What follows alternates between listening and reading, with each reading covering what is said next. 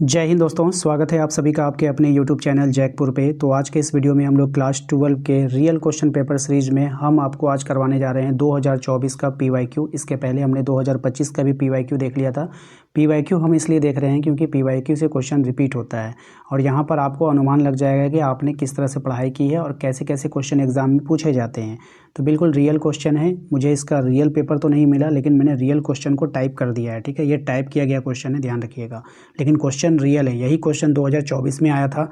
अगर आपके पास question bank होगा तो आप उससे मिला लीजिएगा, सेम टू सेम क्वेश्चन है। ठीक है, तो चलिए शुरू करते हैं। और जो लोग अभी तक चैनल को सब्सक्राइब नहीं किए तो सब्सक्राइब कर लीजिएगा, घंटी वाले आइकन को जरूर प्रेस कर लीजिएगा ताकि आने वाली हर एक वीडियो का नोटिफिकेशन आपके मोबाइल पे मिलता रहे। ठीक है, आइए सबसे पहले सवाल में देखिए, बोला गया है कि किसने कहा कि अर्थशास्त्र धन का विज्ञान है। तो ये बात किसने कहा था आपको बताना है। तो ये बात कहा था एडम स्मिथ ने। Option number B correct answer हो जाएगा। हमारा दूसरा सवाल है कि व्यष्टि अर्थशास्त्र में सम्मिलित क्या होता है। तो व्यष्टि अर्थशास्त्र में सम्मिलित होगा व्यक्तिगत इकाई, छोटी छोटी इकाइयाँ, व्यक्तिगत मूल्य निर्धारण। तो इनमें से सभी हो जाएगा। ऑप्शन नंबर डी हो जाएगा इसका यहाँ पे करेक्ट आंसर हो जाएगा। ठीक है, तो इसको आप लोगों को ध्यान में रखना है।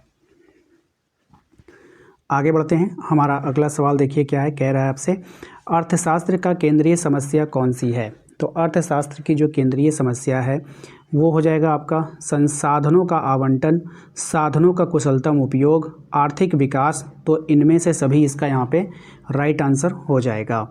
क्वेश्चन नंबर आते हैं 4 में। इसमें कहा गया है कि उस वक्र का नाम बताइए जो आर्थिक समस्या को दर्शाता है। तो उस वक्र का नाम क्या होगा जो आर्थिक जो दर्शाता है। तो उत्पादन संभावना वक्र। ठीक है, ऑप्शन नंबर डी इसका यहाँ पे करेक्ट आंसर हो जाएगा। ठीक है, क्वेश्चन नंबर आते हैं 5 में। कहा गया है कि जब कुल उपयोगिता अधिकतम होती है तब सीमांत उपयोगिता क्या होगी। ठीक है, तो वो क्या हो जाता है, शून्य हो जाता है। Option number C correct answer हो जाएगा। क्वेश्चन नंबर 6 पे आते हैं। क्वेश्चन नंबर 6 में कहा गया है कि उपयोगिता का संबंध होता है। क्या होता है उपयोगिता का संबंध, आपको बताना है। लाभदायक से होता है, लाभदायकता से होता है, नैतिकता से होता है, मानव आवश्यकता की पूर्ति से होता है, या फिर इनमें से सभी। तो इसका भी राइट आंसर क्या हो जाएगा, इनमें से सभी हो जाएगा। Option number D correct answer हो जाएगा।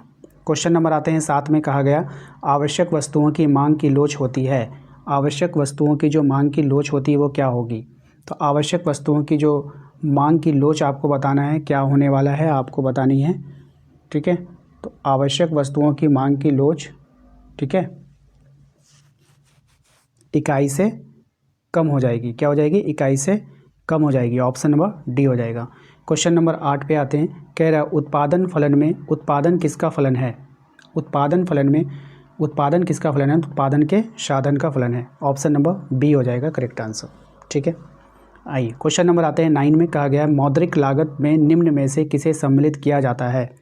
मौद्रिक लागत में निम्न में से किसे सम्मिलित किया था। सामान्य लाभ, व्यक्त लाभ, अव्यक्त लाभ, लागत है, और इनमें से सभी। तो इनमें से सभी इसका यहाँ पे करेक्ट आंसर हो जाएगा।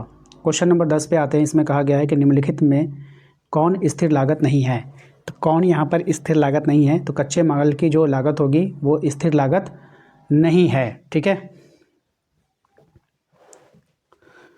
आइए क्वेश्चन नंबर 11 पे आते हैं। क्वेश्चन नंबर 11 है आपका कि वस्तु की उस मात्रा को क्या कहते हैं जिसे विक्रेता निश्चित समय में निश्चित कीमत पर बेचने के लिए तैयार हो। तो इसको हम लोग कहेंगे पूर्ति कहेंगे। क्या कहेंगे, पूर्ति कहेंगे। ऑप्शन नंबर ए हो जाएगा। अगले सवाल पे आते हैं। क्वेश्चन नंबर 12 में कहा गया है कि किसी वस्तु का मूल्य निर्धारण होता है। किसके द्वारा निर्धारण होता है ये आपको बताना है। तो मांग एवं पूर्ति दोनों के द्वारा निर्धारण होता है। ऑप्शन नंबर सी हो जाएगा। क्वेश्चन नंबर आते हैं हम लोग 13 पे। क्वेश्चन नंबर 13 में कहा गया है कि पेट्रोल की कीमत बढ़ जाने पर कार की मांग वक्र बताइए क्या होगा। पेट्रोल की कीमत बढ़ जाने पर कार की जो मांग वक्र होगा वो कैसा होगा, आपको बताना है। बाईं ओर होगा। कहाँ होगा, बाईं ओर होगा। ठीक है, नेक्स्ट आते हैं क्वेश्चन नंबर 14 पे। निम्न में से कौन सही है आपको पहचानना है। तो यहाँ पे जितने भी इक्वेशन आपको दिए गए हैं इनमें से सभी हो जाएगा, सभी सही हैं। ठीक है, क्वेश्चन नंबर आते हैं 15 में। कह रहा है सीमांत उपभोग प्रवृत्ति MPC का मान होगा। अब ये जो MPC का मान होता है वो 0 से 1 के बीच होता है। ठीक है, option number B correct answer हो जाएगा। क्वेश्चन नंबर 16 पे आते हैं। गुणक का मान निर्भर करता है किसके ऊपर, आपको बतानी है। तो MPC पर भी और MPS पर भी, यानी कि दोनों पर निर्भर करता है। ऑप्शन सी करेक्ट आंसर हो जाएगा। क्वेश्चन नंबर आते हैं 17 में, कहा गया है कि अस्थाई पूंजी के उपयोग को क्या कहते हैं। तो अस्थाई पूंजी के उपयोग को हम लोग बोलते हैं निवेश। Option number C correct answer होगा।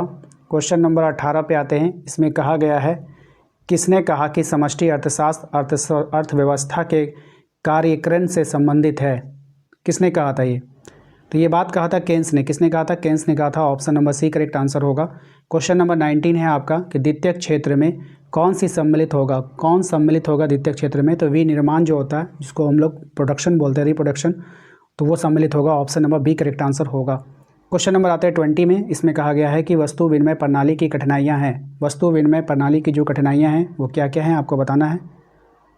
तो देखिए, दोहरे संयोग का अभाव, वस्तु विभाजन की कठिनाई, सामान्य स्वीकृति मूल्य मापक अभाव, तो इनमें से सभी, यानी कि option number D correct answer हो जाएगा। इनमें से सभी हो जाएगा। क्वेश्चन नंबर आते हैं 21 में। कहा गया है कि मौद्रिक नीति का संबंध किससे है। देखिए, मौद्रिक नीति का जो संबंध होगा खुले बाजार की क्रिया से होगा। किससे होगा?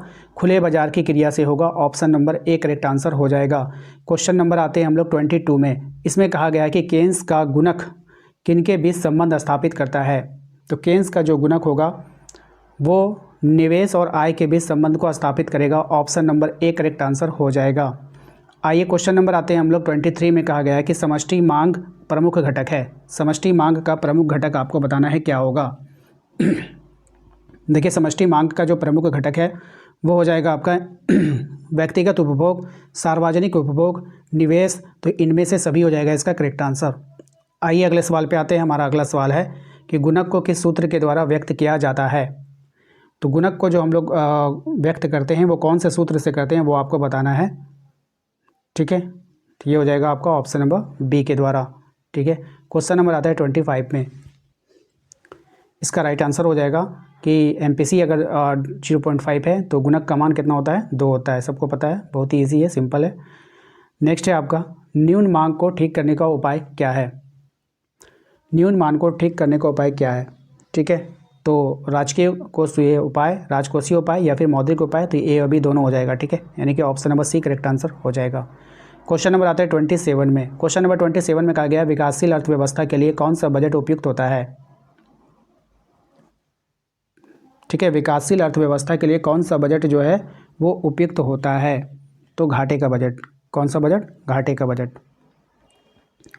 क्वेश्चन नंबर आते हैं 28 में। कहा गया है कि ऐसे व्यय जो सरकार के लिए परिसंपत्ति का सृजन नहीं करते हैं क्या कहलाते हैं। तो वो कहलाते हैं राजस्व व्यय। कैसे कहलाएगा? राजस्व व्यय कहलाएगा, ध्यान रखना है। क्वेश्चन नंबर 29 में आते हैं कि बजट हो सकता है, बजट कैसा हो सकता है आपको ये बताना है। तो ये हो जाएगा राजकोषीय घाटा, मौद्रिक घाटा, प्राथमिक घाटा, तो इनमें से सभी इसका यहाँ पे करेक्ट आंसर हो जाएगा। क्वेश्चन नंबर 30 पे आते हैं। इसमें कहा गया है कि व्यापार संतुलन क्या है। तो देखिए, व्यापार संतुलन होता है आपका दृश्य निर्यात और दृश्य आयात। ठीक है, option number A correct answer हो जाएगा। तो आशा करते हैं दोस्तों आज का ये वीडियो आपको पसंद आया होगा। वीडियो को लाइक कीजिए, चैनल पे जो लोग पहली बार आए सब्सक्राइब कर लीजिएगा, और साथ ही साथ सबसे ज़रूरी बात है कि आप हमारे दिए गए नंबर पे एक मैसेज करके व्हाट्सएप ग्रुप ज्वाइन कर लीजिए।